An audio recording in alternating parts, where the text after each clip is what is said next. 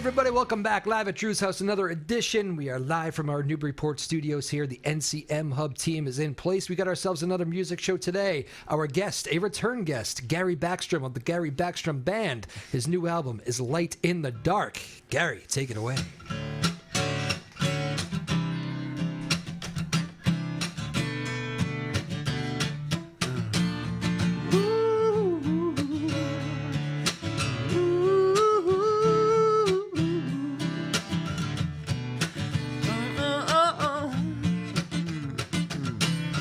Look in the mirror and your bloodshot eyes. Gotta find a way to rise above. She like lightning jacks, like frozen sand. You gotta find the path that you were once on. A gift is falling from the sky above, and you've got to let this time to fall. Catch the refrain underneath your feet. I don't believe that you don't hear the call at all. I said now take it slow, but don't let it go. I never meant to hurt you. Time moves fast, but our hearts beat slow. I'm never gonna let you down. Ooh.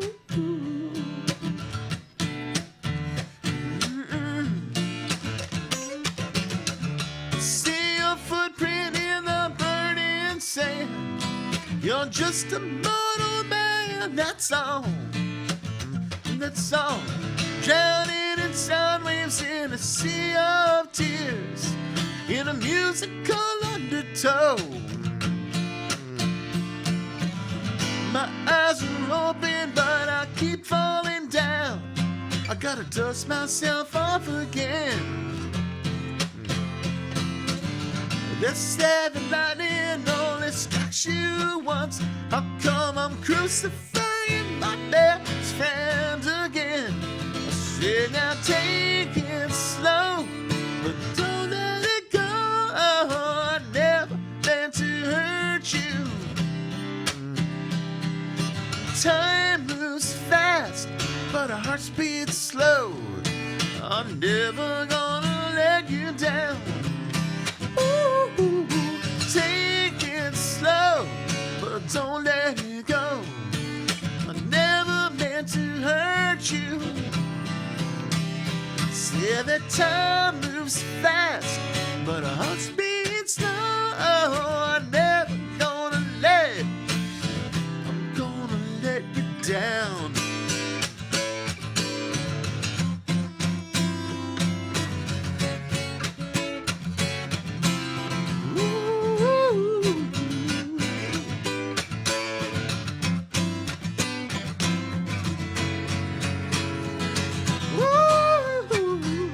Say now take it slow, but don't let it go. I never meant to hurt you. Time moves fast, but our hearts beat slow. I'm never gonna let you down. I'm never gonna let you down. Now take it slow, but don't let it go. I never meant to hurt you. Ooh, now time moves fast, but our hearts beat slow. I'm never gonna let you down. Ooh, oh.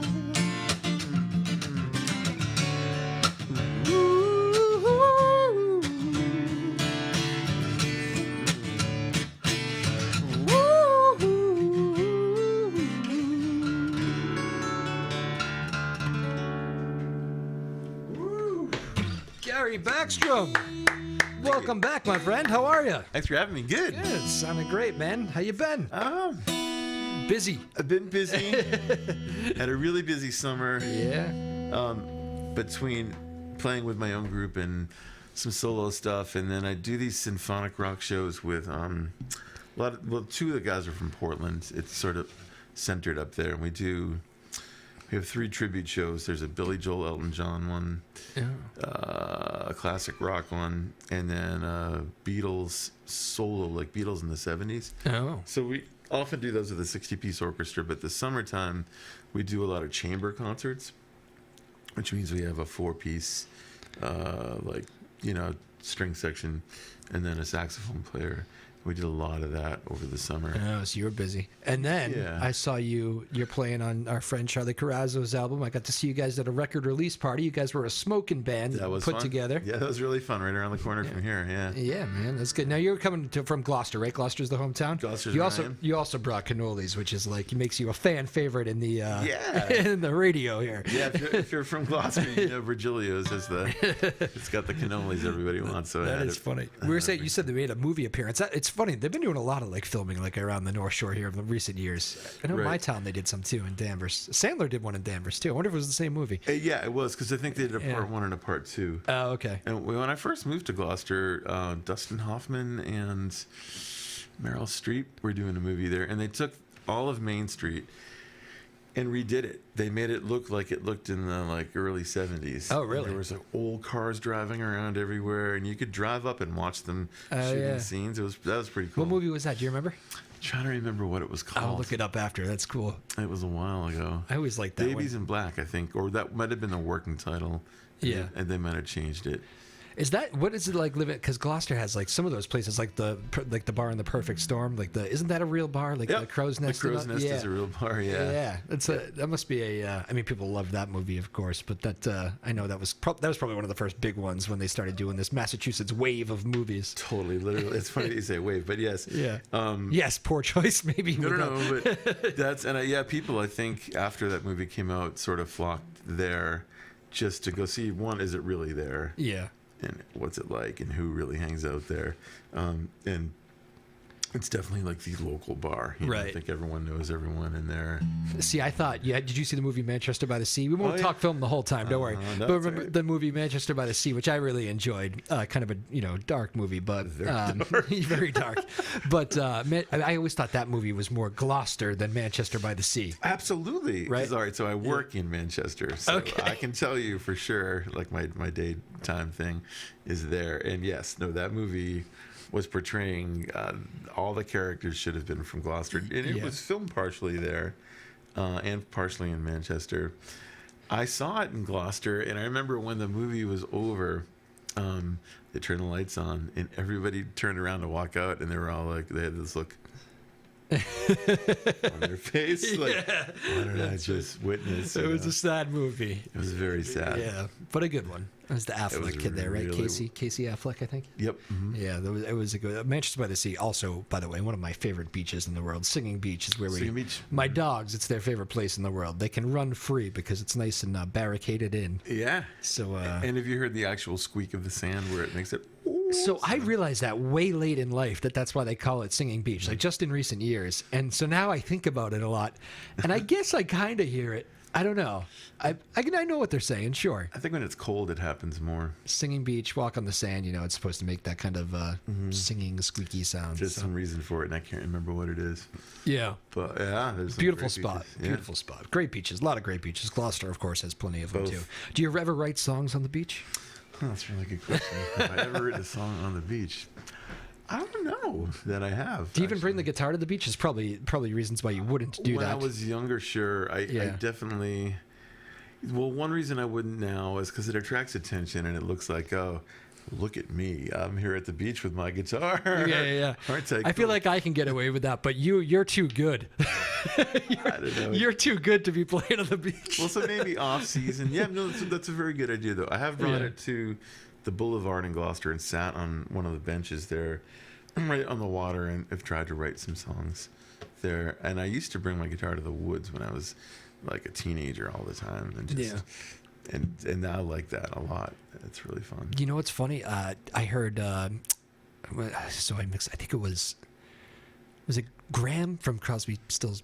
Graham Nash? Graham Nash. I think Graham Nash. Yeah, it was Graham Nash talking about Neil Young writing Ohio. This is random, but I just watched this last night. It's funny that you say you walk into the woods, because he said they had like, I think it might have been Teach Your Children, like on top 10 song climbing the charts. And he told the story, I think to Howard Stern, about how they literally knocked themselves off the charts with Ohio because Neil Young had read the article about the Kent State shooting and was so struck by it. He said Neil walks into the woods by himself with his guitar, walks out of the woods with Ohio, and everybody says, we got to get into the studio and do a recording now.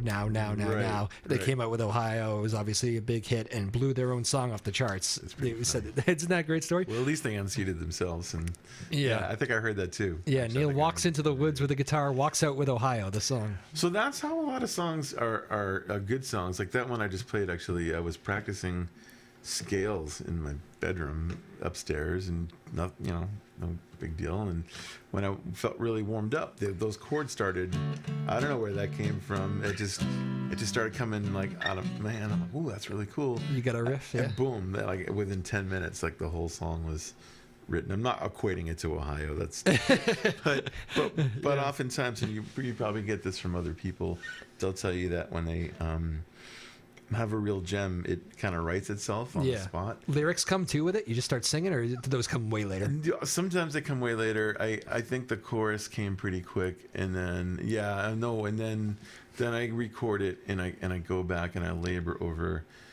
I'll scat just a bunch of like do do do do do do do do, like this melody. I'll get that, and then I'll go back in and fill lyrics in. But I did that, I think, in the same, I don't know, 20 minutes to a half hour. Yeah. I just came like rushing out. Well, this is the new album, Light in the Dark. You kind of laughed when you said new album, because you said you actually technically dropped it in the summertime, but June, you said people are distracted in the summertime, so it's obviously still your new album. This is it's still new. It's very new. Unless you're like some of these artists who are releasing albums every like month. It is crazy how fast some people release albums these days. But this is the new one here for a little bit. I like the artwork. You know who you want to give the shout out? Yeah, my friend Franny. He lives down in Manhattan, I want to say, or Brooklyn. He used to work for our old management company, Gamelon Productions, and lived in this house called the Farrington House on Farrington Street in Allston, back when like Harper's Ferry was like the hub. Yeah. You know what I mean? So all these different artists and people lived in that house and did different things, and he was one of them. He's also a great musician. I'm gonna mess the pronunciation up of his name. It's on there. On the back here? It should say Fran or Francisco. Let's see. I'll dig into it here. Francisco. Where are you, Francisco?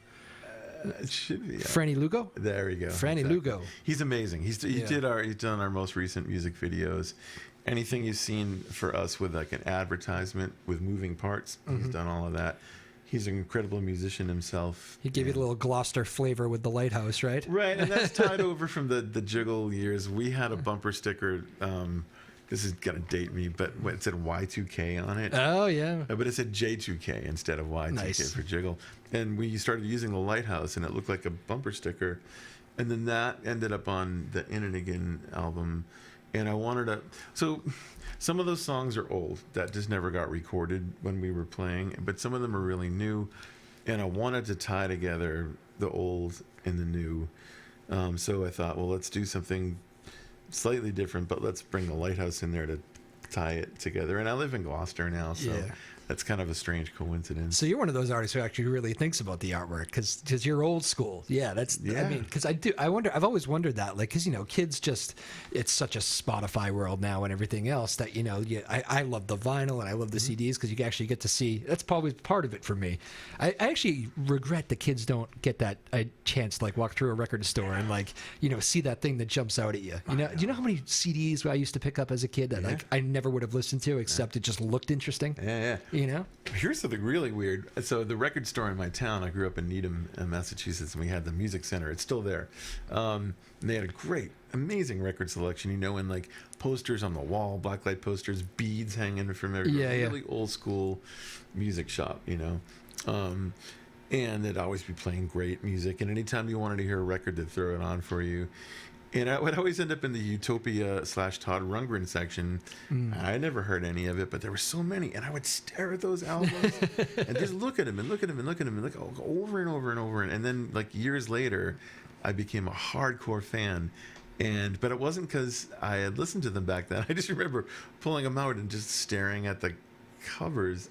Yeah. This weird connection feels like something was saying, or at one point in time, you're going to connect with this music, but for now, just look at it. Yeah. It was very strange. But would you listen to Pink Floyd, right? And sit around and look at the artwork and the pictures and. It's funny to think back about that. It's just the first memory it triggered is my favorite artist of all time was always, I got many of them, I guess, but my guy that really made me fall in love with music was Springsteen. And I remember the album that did it for me was the Rising album he did after September 11th. And I had never heard a song. I was at a golf course, I remember, hitting some balls with my dad, and they had Rolling Stone, the magazine, and he was on the cover of it. And I said, this guy looks interesting. Like, probably the first time I'd ever seen Bruce Springsteen in my life. He wasn't as all over the place as he is now. No. Even then, it's just crazy how he's everywhere now. He is now, and he used to be before. Yeah, there was in the 70s. Yeah, and then the lull. So this was kind of coming out of that, lull without the band, whatever. And I remember and then I read about how he wrote this after September 11th, and obviously we had all just lived through that, and I was like, well, that's interesting. I want to hear that. And that was just that picture on Rolling Stone got me to do that, and a lifelong thing now. Yep. Yep. So it's not always hearing it, right? Yeah, Sometimes I guess that's the moral of this story, right? I don't know. And there it is. There's the artwork again. Gary Backstrom Band. This album. Where do these songs come from? What do they mean to you? Oh man, geez, each one's probably got a different thing depending on how old it is. The first song is called "Good Day" or "Good Day to Be Alive," and that is really just I would say. About, the meaning is in the chorus. Straightforward. It's a good day to be alive, right? Yeah. And I guess if you weren't alive, it wouldn't be a good day. Not as good of a day. It depends what you think happens after you die. Yeah. But so it's like a life celebration. I have been listening to "Good Day Sunshine" by the Beatles, and thought, man, this is I love this song. It's so positive. And I want to write something like that. Oh, that's where that came from? No kidding. Yeah, and so the chorus, I wrote the chorus first, and then it sat forever. And I wrote this little musical hook that ended up on there on tour. And then 3 years later on mandolin, I wrote the words. So it took a long time to actually... they happen that way. A few of those songs were like that, yeah. Yeah. There's another one on there called "The Story." And that got written in kind of in sections. It has a jam at the very end that we used to do and would tack it onto other songs that ended in the same key. And it's kind of this epic slow build, comes to a big boil and then ends. But there was no song for it. And I had written this very long poem. I don't really know even what it was about. And then that was sitting around, and then we got stuck in traffic going to open up for the Allman Brothers, and we were in our little bus we drove, and we're on the George Washington Bridge. I'm driving, and I have a notebook, and all of a sudden, like, all the ideas for the music and everything, like, just went whoop, and I'm like, shit, I gotta write this down. So I'm, like, trying to drive, would stop, and I'd write down some stuff, and then, like, write down some more. So a lot of it got pieced together over, like, periods of time. Oh, wow. You know what? I'm going to have you play one, but I don't think I knew that you were on tour with the Allman Brothers. We did a little opening stint with them in the early 2000s or late 90s. There was one other person. We played the NASCAR stage, which was like, you ever go to Great Woods? Yeah. I'm really dating myself. And there's that side. I still call it that, yeah. Right. There's that other stage there. That was where we ended up playing. So we would play a couple hours before they would come out. Gotcha. But it was cool. We got to like hang out and eat, with them. And, oh, no kidding. Good guys? The ones that were there, most of them would show up right before they had to play. Yeah. And they would just walk on. So Derek was always friendly. And Oteil just started playing bass and was great. Yeah. We kind of became friends with Butch Trucks, and he almost put us on his record label. Which was cool. He was friendly enough to come out and listen. And yeah, it's always nice, right? Yeah, he flew up here and took us out for lunch, and that was. He called up our management office and he said, "Are you boys signed?" And our person said no. And he goes, wait until I come up there. Don't sign anything. And he flew up and he courted us, took us out, told us all sorts of crazy stories. Yeah. And it was great to watch them every night. And Was that a Greg Allman in Good Health time? Or? Yep. Yeah. It was Greg, Derek, Dickie, O'Teal, and the two drummers and percussion player. That was the lineup. Yeah. At the time. I've heard good stories about Greg Allman behind the scenes. For those who had worked with him, just pretty genuine guy. So I'm always curious if people get the shot to meet him, if how that goes. They all had separate buses. He had his own bus. Dickie had his own bus. They did, huh? The drummers had their own bus. Really? And then everybody else that was like the younger musicians had their own. It was a big band. They were cooking. Yeah, and on their dressing room door, it would have all their names until it got to O'Teal and Derek, and theirs said Youngins on the door. Oh, that's very funny. All right, good Allman Brothers story. Gary Backstrom in the house. The Gary Backstrom Band is the new album here, Light in the Dark. Go pick it up. That's the one we've been showing here with the good artwork and all that Check stuff. it on Spotify too if you want to. Oh, cool. Absolutely. Website or anything? Yeah. GaryBackstrom.com. Always good to say that. Yep. Find some dates. We know you got a busy post-Thanksgiving coming up with some dates. And Yeah. We're doing the day after Thanksgiving in Gloucester.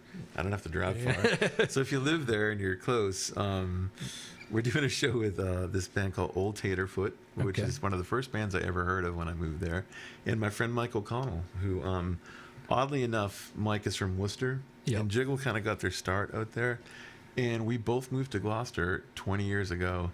Didn't realize each of us lived there, and then we just connected about 4 years ago. We're like, you've been living here the whole time? Yeah. that is funny. Similar path. It's a big place, Gloucester. I guess so. We managed not to ever see each other for 18 years. And then, so that's at the Elks Club in Gloucester. It's called the Harvest Moon Fest, and it should be a really good time. Nice. Can work off some of that pie. Yeah, there you go. Happy almost Thanksgiving to you. You too. What are you going to play next? Well, let's do Good Day. I might have done this last time, but I'll do it again. Because it's about having a good day. Big thanks to Sarah Blackstone, our technical producer today. Ryan Rothberg's editing. He's been doing such a great job all last few months with us. We've been very busy in here, so thank you, Ryan. And Sarah Hayden, the boss, is in the house as well. So, or at least she was. She's always doing something bouncing around. That woman, Sarah Hayden, is the best. We do. It's a small but mighty team, right? Well, I don't know. We do a lot of good stuff for the small crew. We are. Good Day. You want to play? You say? Yeah, it's the first song on the CD, and hopefully it'll make you feel all tingly and warm. Aw, that's sweet. Gary Backstrom, live at Drew's House, Joppa, Afternoon Drive.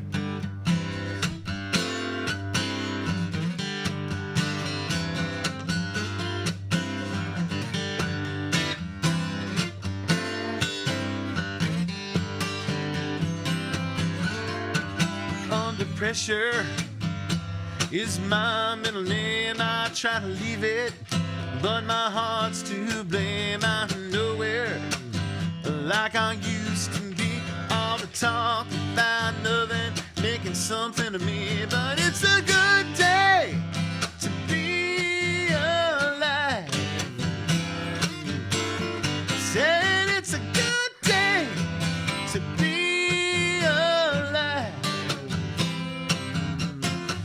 Through this window I can breathe again, out of the tunnel I've been living in. Just to be here is my reason to be. I love it if you stop pointing your finger at me. But it's a good day to be alive.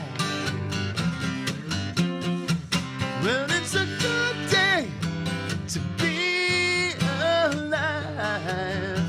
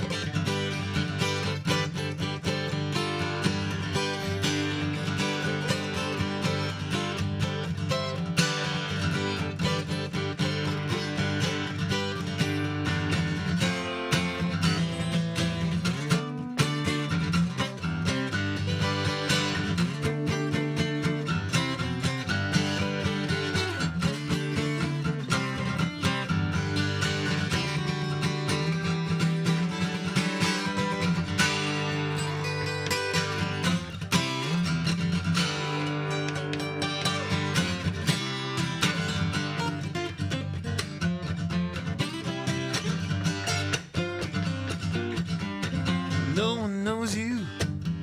This I know for sure. I got the feeling like I had before under blue skies. This my middle name. The picture looks so good I took it out of the frame. It's a good day to be alive. Said it's a good day to be alive. And it's a good day. Said it's a good day. Ooh, it's a good day to be alive.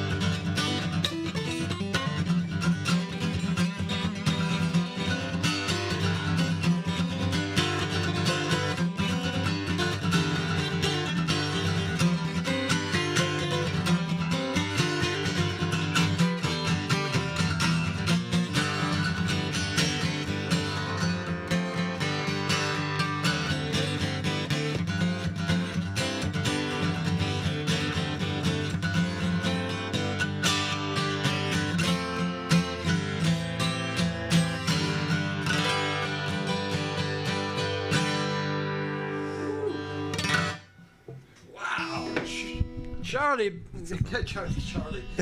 Charlie Brown. I'm just reading Charlie over there. I guess Gary Backstrom. I was just going to mention, Charlie Caroso once told me that he is the finest guitar player you'll ever see, Gary Backstrom. And I pay him to say that. You pay him to say that? Yeah. Well, I know that's not true. And he spoke so highly of you. I remember that's when he first started it. And I have to know, where did you learn to play like that, Gary Backstrom? Where did I learn to play guitar? Yeah, where did that start? Show me how do you get there? You wiggle your fingers, and then you take your pick and you hit the strings. I don't know. I had too much time on my hands. I was an only child, and my parents were really great about letting me play music all the time because I didn't like sports. Yeah.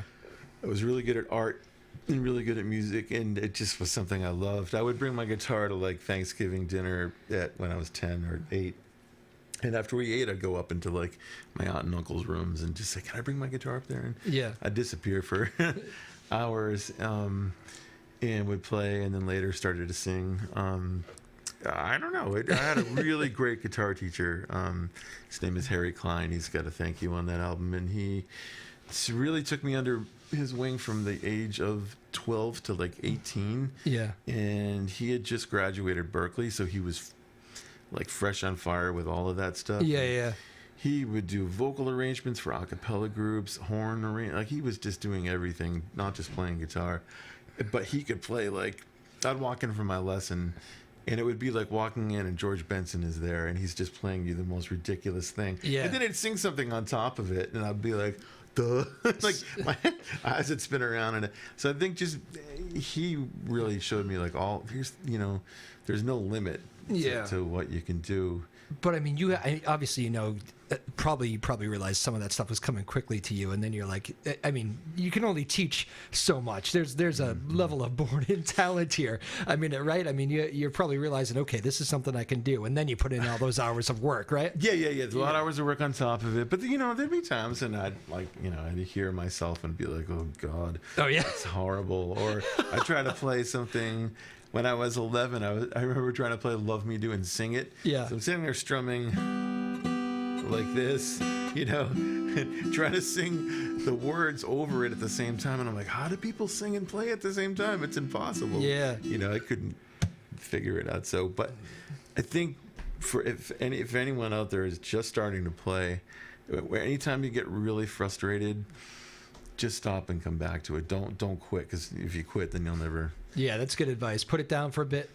Take a breather. Get some rest. Yeah, I used to throw my guitar across the room. I get so mad. Did you really? Oh, yeah. No kidding. I'd want to break it. I'd be like, when did you realize? I mean, but obviously you get all this praise from guys like Charlie now and stuff. But when did you start like feeling like, okay, you know what, I am one of the better players out there, because that is what you are. Well, I mean, not having a ton of friends in school, as soon as you can play an instrument, all of a sudden you have a lot of friends. Yeah. So that probably sometime in high school, like 9th or 10th grade. Another reason to go back and pick up the guitar, boys. Mm-hmm. Guitar and piano. girls. Sorry. Yep. I would play both guitar and piano, and then singing on top of it, and then it's even better. You're the star of the party, right? Give you that, and then you put a band together. So there was always a band from junior high school on. Yep. And I would never think, I'm really good. You know what I mean? Like, I just liked playing. Yeah. And sometimes people would say, you're good or whatnot. And I remember like slacking off in like 10th and 11th grade, and all these other guitar players in my school just surpassed me, and I was like, oh no. Yeah. I rested on my laurels, and now I need to catch up again. Really? Yeah. I remember feeling so. It was like the cat. What is it? The rabbit and the hare. Yeah. There's great musicians in my school.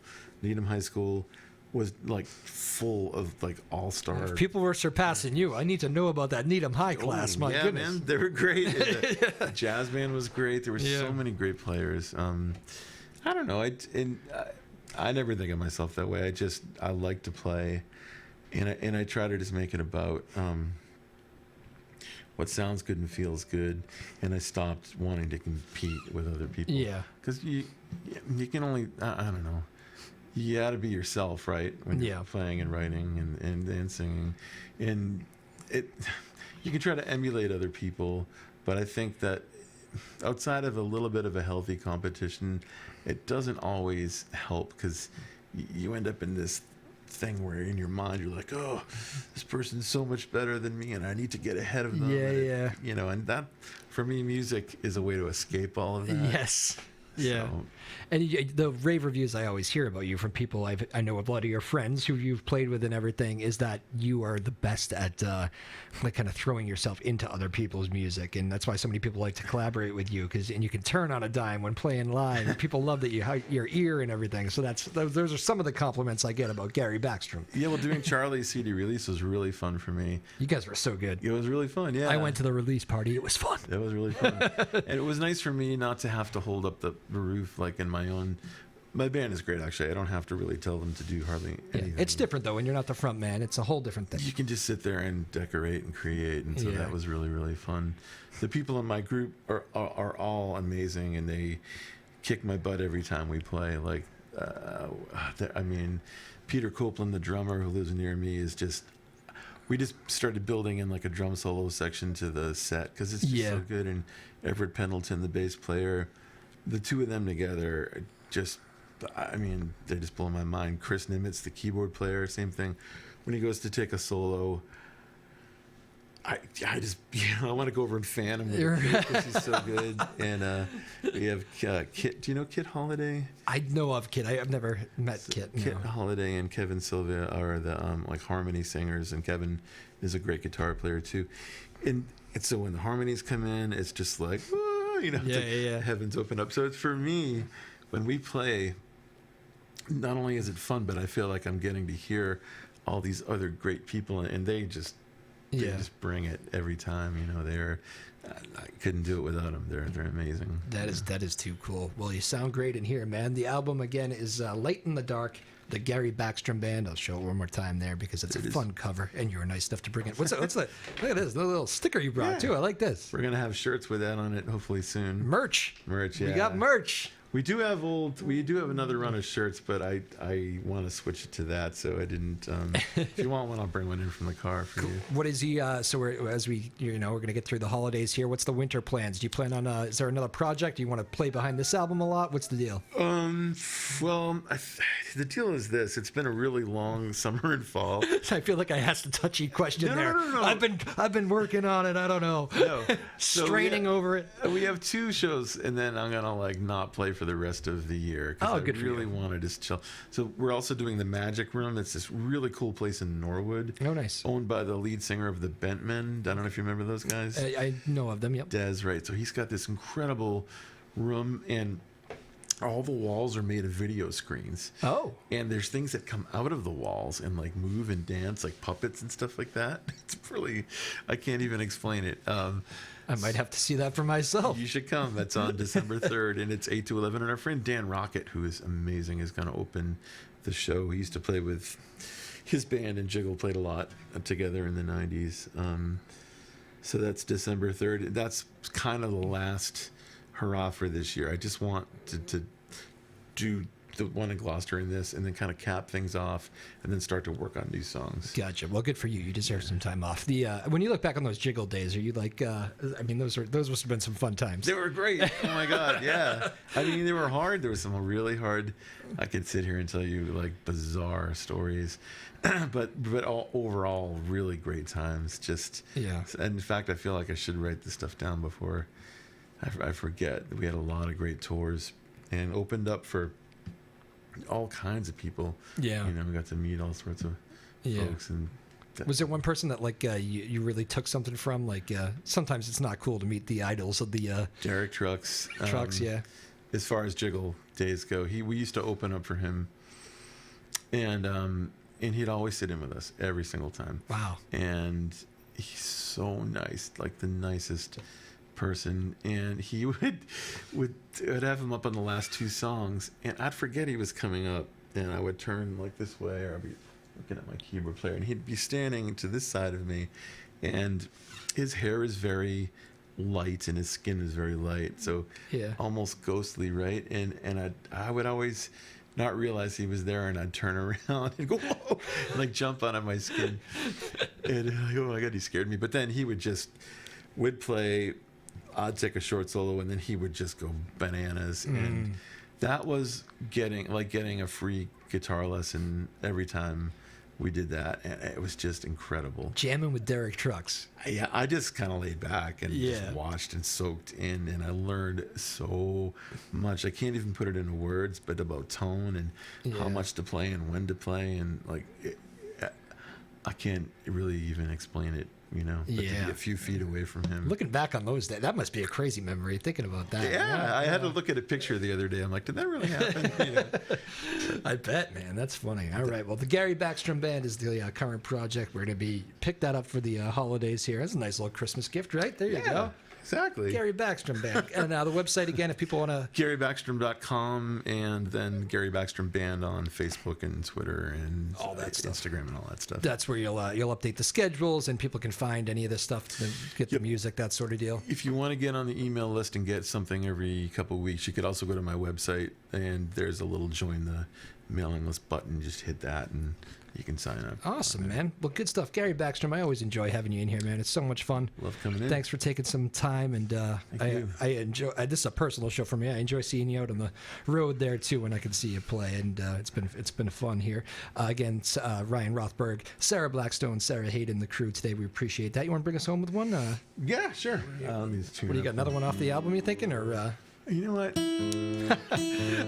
Some people do the crafted set lists. Others just kind of wing it. I like this. Let's see. Yeah.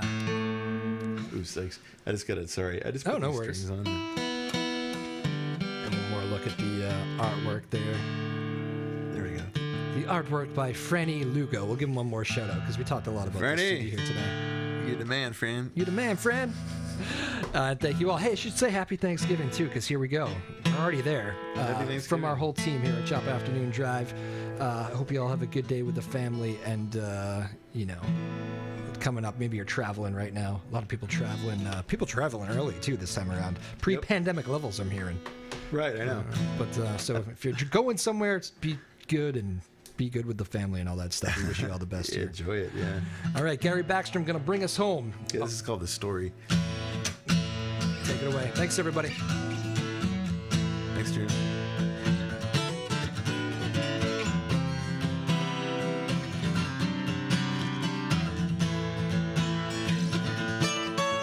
I stepped into the light, the beginning of my life, with my eyes bloodshot in the morning light. Too much nighttime, too much midnight. Sleep receding like a wave from the shore. I've been flying like a bird down this open road, and I wonder, am I really home? Yes, I wonder, am I really home? By the light of the moon, I'll find my way down the road that leads us to the day where time is all I'm wasting without you.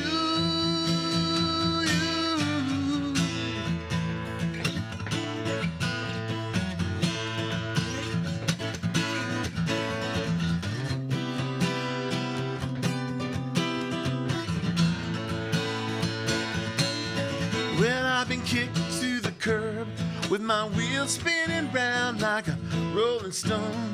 In a one-horse town, I hear the thunder. You know, I wish it would rain, 'cause we all bleed sometimes. I know it's true. We're like a needle that's stuck in a worn-out groove of your favorite song. Play it once again. Will you meet me in my dreams tonight, on the shore beneath the moonlit night, where time is all I'm wasting without you.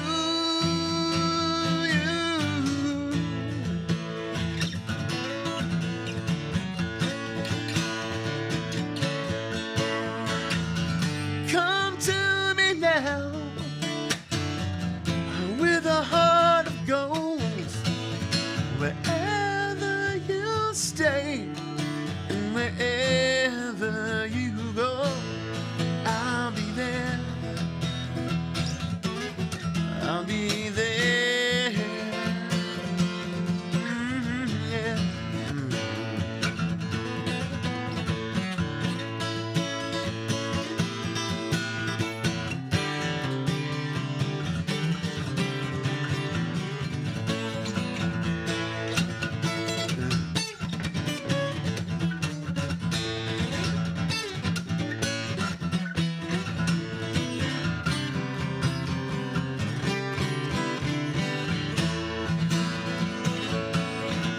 By the light of the moon, I'll find my way down the road that leads us to the day where time is all I'm wasting without you.